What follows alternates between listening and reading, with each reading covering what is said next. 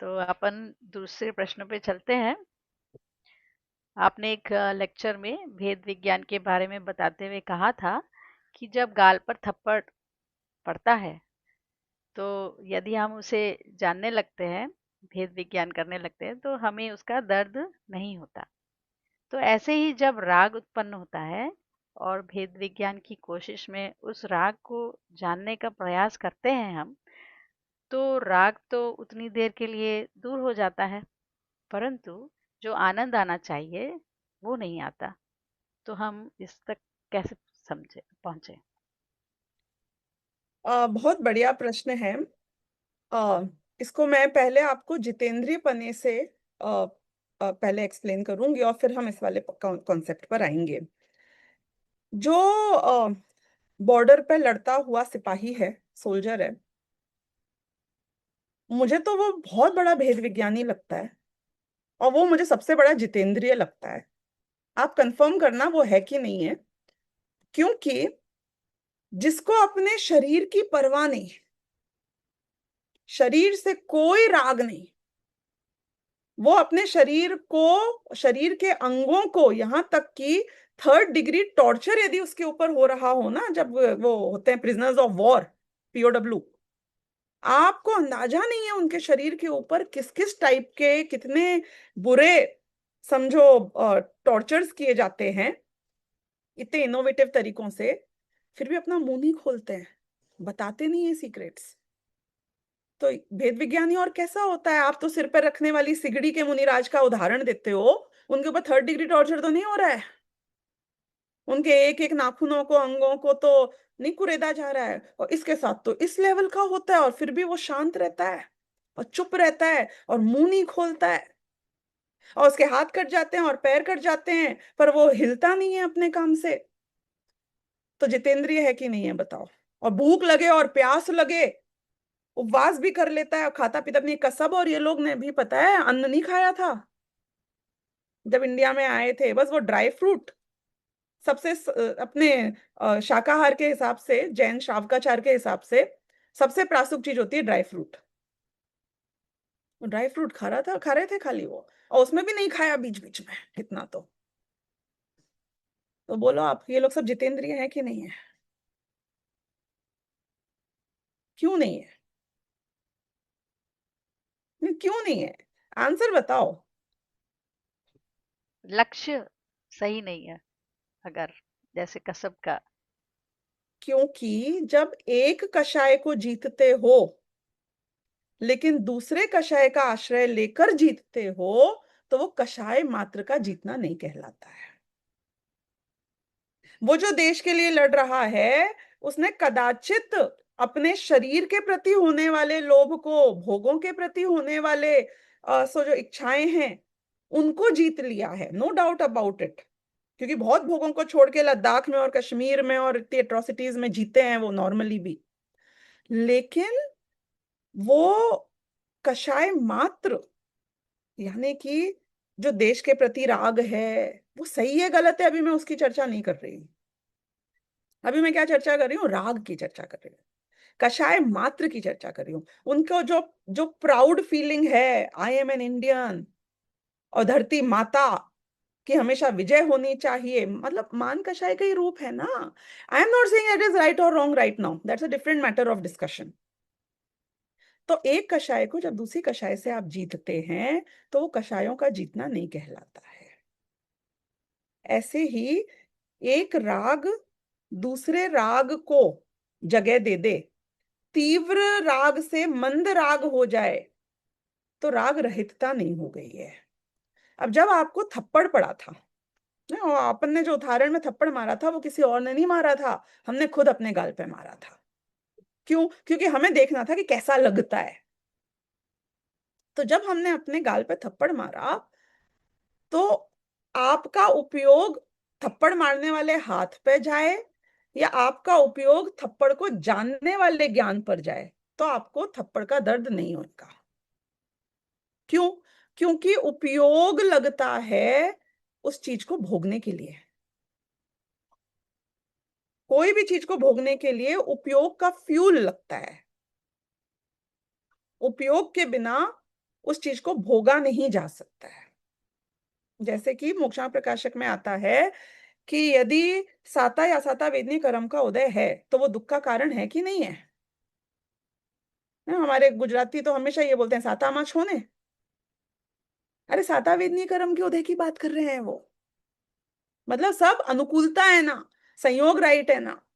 तो साता में हो मतलब सुख हो, सुखी हो, साता के कारण सुखी हो, और असाता है तो दुखी हो, ऐसा नहीं होता है।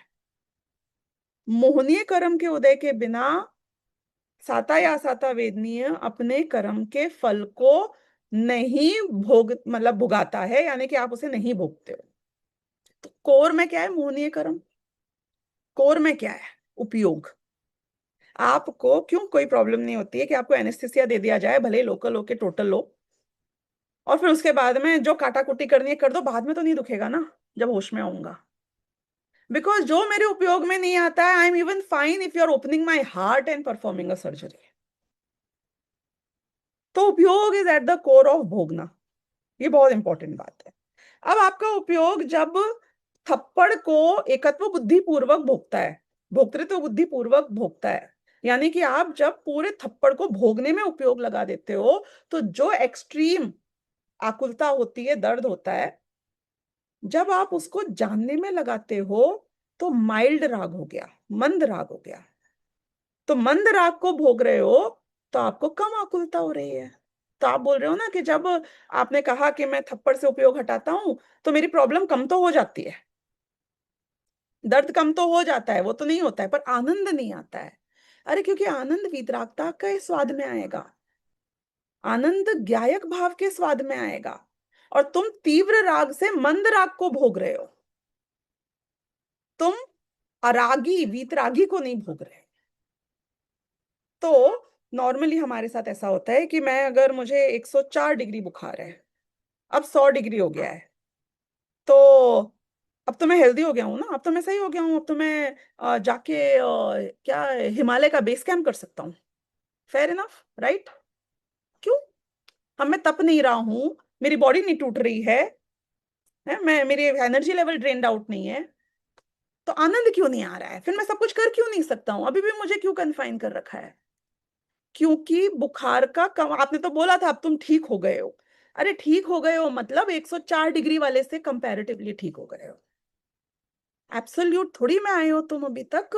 अभी गैप बाकी है, अभी स्ट्रेंथ भी आनी बाकी है। और ऐसा नहीं है कि अभी अभी मेरा बुखार 98 दिखा रहा है अब तो, टेम्परेचर 98 राइट है क्या? 98 सही होता है? अभी अभी उतर के आया है, 1 घंटे पहले तो 100 था, अभी एकदम 98 आ गया है। What do you think? Now I am fit to do everything and anything in the world. अरे थोड़ा रुको, हेल्थ में स्ट्रेंथ गेन होने दो, रिप्लेनिश होने दो। तो अभी अभी उपयोग ने गायक स्वभाव को जाना है। अरे थोड़ा ठहरो भी तो, रुको वहां पे, फिर आएगा ना आनंद। गायक भाव को तुमने जाना ही नहीं था, वो विकल्पों को जाना था। ये बुखार सही नहीं हुआ, ये 1 घंटे बाद अभी तुमने दवाई खाई है ना, इसलिए ऐसा दिख रहा है सही होता हुआ। क्रोसिन खाते ही साथ आपका बुखार एकदम से सही दिखेगा, और फिर उसका असर कम होते साथ वापस बढ़ जाएगा। ये जो तुमने लेक्चर की डोज पढ़ी थी, जिनवाणी माता से लोरी सुनी थी, तो तुम्हारा जो वो थप्पड़ का एहसास है, वो थोड़ा सा थप्पड़ को जानने के विकल्प में आया है, जानने के राग में आया है। ये राग है, ये विकल्प है, ये वितरागता नहीं है, ये ज्ञायक भाव नहीं है। तो ये अब यहां से और नीचे आओगे, फिर वहां जाके ठहरोगे, रुकोगे, तत्व निर्णय पूर्वक दृढ़ता पूर्वक आओगे, और सिर्फ ज्ञान में नहीं आओगे, श्रद्धा पलटेगी। स्ट्रेंथ श्रद्धा के पलटने से आती है। ज्ञान तो बहुत बार विजिट कर चुका है, रिविजिट कर चुका है बहुत सारी चीजों को, पर विकल्पात्मक ज्ञान में श्रद्धा नहीं पलटी आपकी। तो जो रियल काम था वो होगा तो आनंद आएगा। हमें we run out of patience actually, let me tell you that. आप लोग ना, यदि सारे प्रश्नों के उत्तर के लिए मैं इसलिए बता रही हूँ क्योंकि विस्तार का वक्त बहुत है नहीं अपने पास। जो पहला प्रश्न था प्रवचन सार जी का, आप प्रवचन सार की गाथा 9900 से लेके 104 105 तक का जो विषय है, उसके ऊपर जो लेक्चर्स हैं डिटेल में, वो जरूर सुनना। तो आपको ये प्रश्न का बहुत विस्तार से उत्तर मिलेगा, जो पहला वाला प्रश्न था। जो दूसरा वाला प्रश्न है, उसका जो संवर अधिकार का भेद ज्ञान का हमारा चर्चा चल रही है समय सारणी की, उसमें ये आनंद वाले मैटर के ऊपर गाथा नंबर 181 से 183 के ऊपर 9 लेक्चर्स हैं, बहुत डिटेलिंग में, ऑल एस्पेक्ट्स ऑफ भेद विज्ञान पर। उनको भी डिटेल में पढ़ना, क्योंकि ये हमारा क्लासिक इश्यू है, वी लूज पेशेंस। और ये बात इतने स्पष्ट रूप से उन्होंने कही है कि गुरुदेव ने खास तौर पे, ये धैर्य का काम है, ये शांति का काम है। एक बात बताओ, अशांति से शांति कैसे मिलेगी? अभी मैंने थप्पड़ को जान लिया, बेटर तो फील हो रहा है, अभी तक मुझे आनंद क्यों नहीं आया? ये अशांति है, ये इम्पेशंस है, कि ये शांति और पेशेंस है? आप खुद देख लो, अभी तक क्यों नहीं हो, अभी तक क्यों नहीं हो? तो बच्चे को बोलते हैं आधा घंटे में पहुंच जाएंगे, हर 1 मिनट में, कितनी देर में पहुंचेंगे? तो आधा घंटा हुआ नहीं क्या? आधा घंटा हुआ है? अरे आधा घंटा आधे ही घंटे में होता है ना? एक प्रोसेस है, एक टाइम है। तो मैं आधा घंटे क्या करूं, मैं क्या करूं? अरे ये विकल्प करना छोड़ दू पहले तो, इट्स टू मच। तो ये वाला जो एस्पेक्ट है, शांति से आप भेद विज्ञान करते रहें, करते रहें, करते रहें, कब तक? कि जब तक विकल्पात्मक ज्ञान से निर्विकल्प अनुभूति ना हो जाए। बुद्धिपूर्वक आप भेद विज्ञान विकल्पात्मक ज्ञान में ही कर सकते हैं, क्योंकि आत्मा की अनुभूति निर्विकल्प, वो जो आनंद जिसमें आता है, वो होती है, वो करी नहीं जाती है, वो होती है। उसका प्रिपरेशन हो सकता है, उसके डायरेक्शन में एफर्ट हो सकते हैं, लेकिन मोक्ष मार्ग के एफर्ट इम्पेशंस और एफर्ट करने की भावना से नहीं होते हैं, सहज होते हैं। बहुत शांति वाले काम है। ये अलग ही डेफिनेशन है इस पूरी दुनिया के पुरुषार्थ की। हम पुरुषार्थ कुछ और समझते हैं, ये पुरुषार्थ कुछ और ही पुरुषार्थ है। ठीक है, सहजता का पुरुषार्थ, ये सुनने में उल्टे उल्टे लगते हैं, लेकिन सहजता का पुरुषार्थ सहजता में ही हो सकता है। ठीक है।